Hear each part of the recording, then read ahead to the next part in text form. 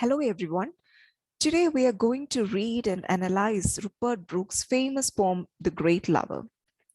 Only few writers have triggered as much excessive praise and scornful condemnation like English poet Rupert Brooke.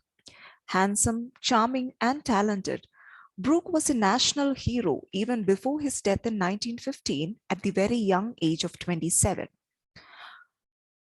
Robert Shawner Brooke, born on August 3rd, 1887, in Rugby, Warwickshire, England, as the son of the rugby school's housemaster, Brooke excelled in both academics and athletics. A lover of poetry, was since the age of 9.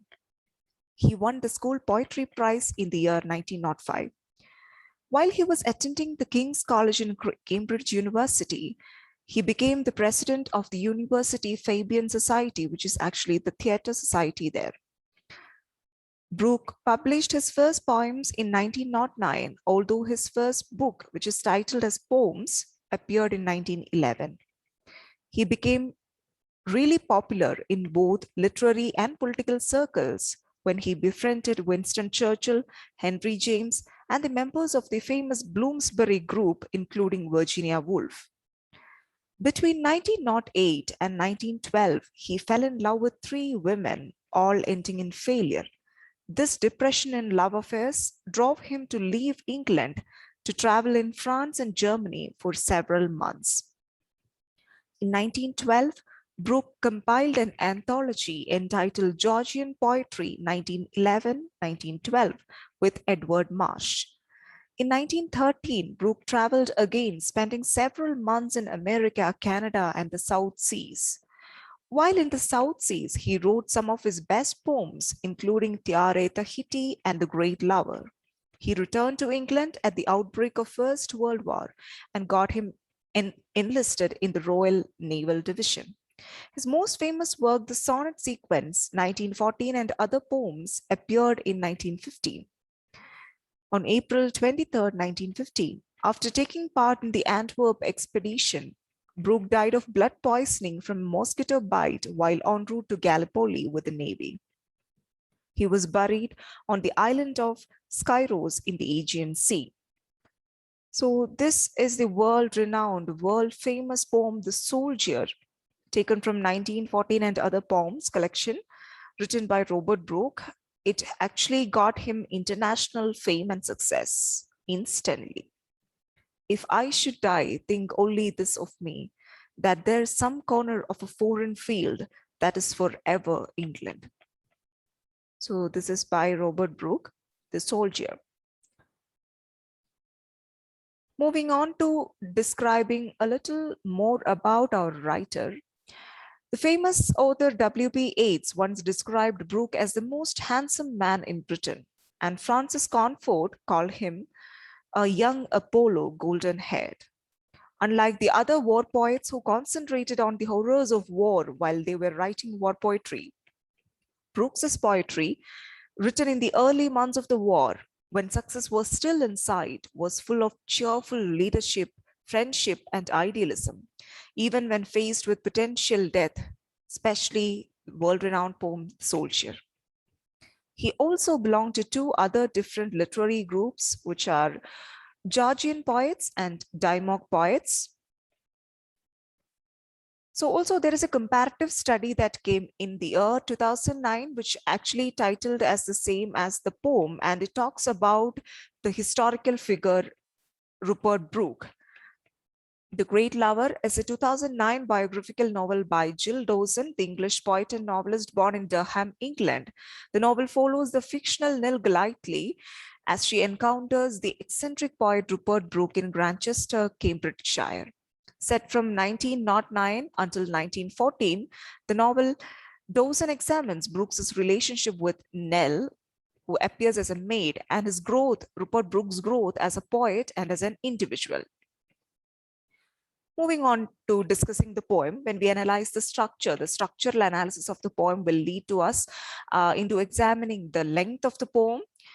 So Great Lover is a long 3-stanza poem that is contained within sections of vastly different lengths. The first stanza contains 25 lines, the second 47 lines, and the third 4 lines. Brooke has chosen to imbue this poem with an overarching rhyme scheme of AABBCC, alternating end sounds as the poem progresses. So this is actually the first stanza of the poem, The Great Lover. You can see it has got 25 lines here. Began with, I have been so great a lover. So it's actually a proclamation by Rupert Brooke. The Great Lover by Rupert Brooke contains a speaker's profession of love. He's professing his love for his past partners and a wide range of objects and experiences. The poem begins with the speaker stating very directly that he has been so great a lover. This makes clear that the title is a reference to the speaker's own abilities as a lover of others and objects. He explains through the next lines what it is he did to make himself so great. He refers to the torrent of emotions that is ever changing in meaning and context. It supports and carries one through the darkest parts of life.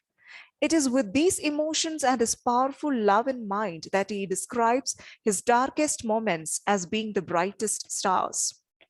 Even when things were bad, they were still better than an average person's day, he describes. In the following lines, Brooke turns his attention to those who has loved. He does not state who these people are, but they have given him high secrets and knelt to see the Godhead of delight. It is impossible to escape the sexual connotations in the last 2 lines. Brooke set these moments up throughout the text, reminding the reader that his love is emotional and physical.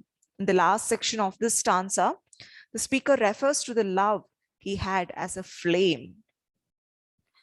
Together, he and his lovers have brightened the nights of the world and built a city together and even an emperor. In the following lines, the speaker describes how he is going forth from his current life for the sake of those he loved. He will continue on carrying the banner of love's magnificence.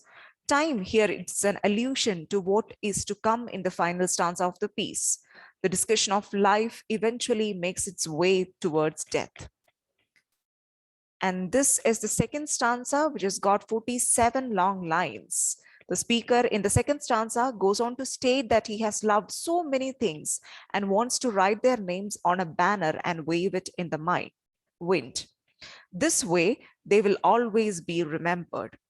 In the next lines, he lists out a great number of objects and experiences he has seen and had in his life.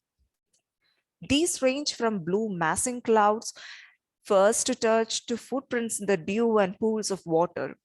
Brooke is engaging with every sense, trying to make these images as visually interesting as possible.